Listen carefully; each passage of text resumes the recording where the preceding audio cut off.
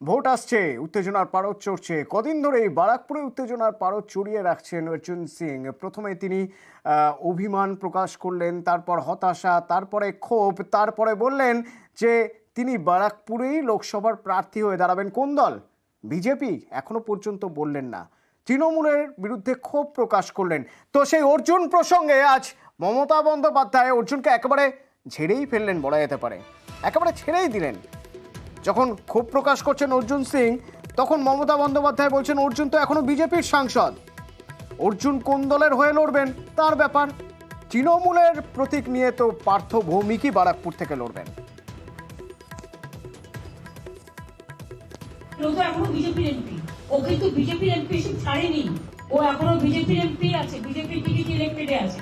সুতরাং এটা ওর স্বাধীনতা, ও কোন পার্টিতে দাঁড়াবে না দাঁড়াবে আমরা পলিটিক্যালি লড়াই করব। আমাদের প্রার্থী ব্যারাকপুরে পার্থ ভৌমিক, আমি আশা করি পার্থ ভৌমিক মানুষের পুরো সমর্থন পাবে। আর এই বক্তব্য শোনার পর মানে বিজেপির সাংসদ অর্জুন সিং মমতা বন্দ্যোপাধ্যায়ের এই মন্তব্য শোনার পর কি বলছেন অর্জুন সিং? দিদিমণিকে আমি অভিনন্দন জানাবো কি আমাকে বলেছেন কি আমি বিজেপিতে ছিলাম, বিজেপিতে আছে, বিজেপি সাংসদ, এই কথাটাকে আমি স্যালুট জানাচ্ছি।